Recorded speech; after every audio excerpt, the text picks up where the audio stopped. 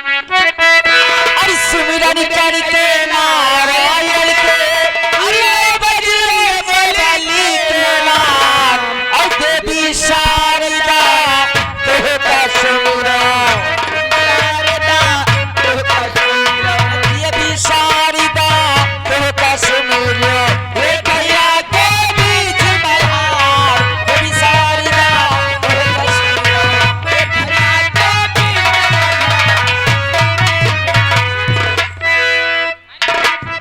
अरे सुमिरन करके नारायण के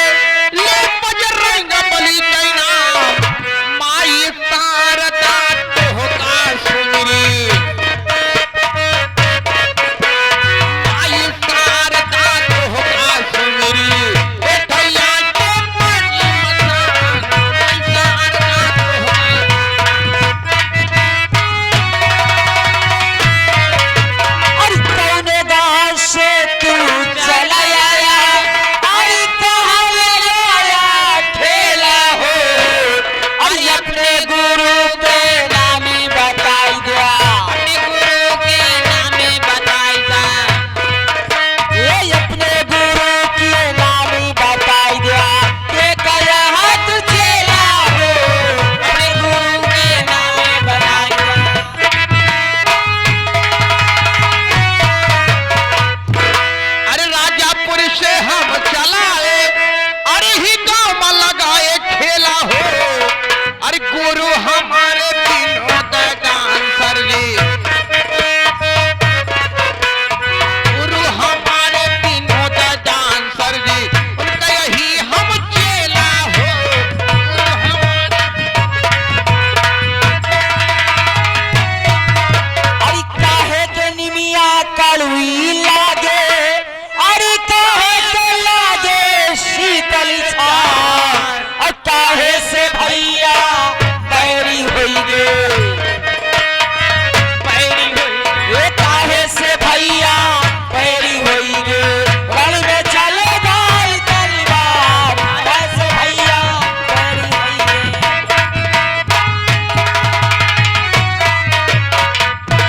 अरे मीठी वाली अरे खाए से निमिया कड़वी लागे अरे बैठे लागे शीतल छां अरे हिस्सा से भैया पैरी होई गे हिस्सा से भैया पैरी होई गे रण चलई ढोल तलवार हिस्सा से भैया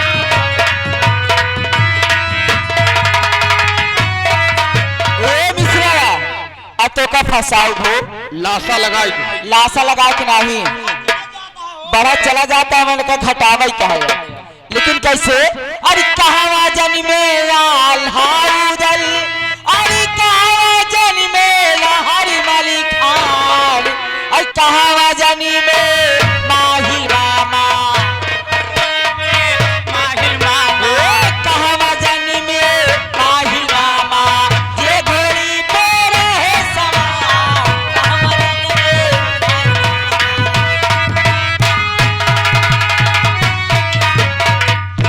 आवा हो घर मालिक खिराई गया का बुलाई थी अरे महबा में जन्मे आल्हा उदल सही है गुरुजी अरे सिरसा में जन्मे नहर मल खान अरे उरई में जन्मे माहिल मामा उरई में जन्मे माहिल मामा ये घोड़ी पे नहे रात उरई पे जन्मे अरे काऊ करनी के लाल हाउदल और काऊ करनी के नहरी वाली खान और काऊ करनी के माहिल मामा ए काऊ करनी के माहिल मामा जे घोड़ी पैरा है ना के माहिल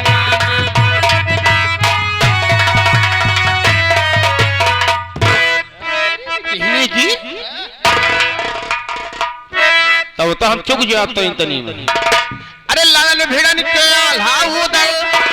अरे किला ढकेले नहर मल खान और चुगली करन के आल्हा चुगली करन के माहिल मामा के घोड़ी पे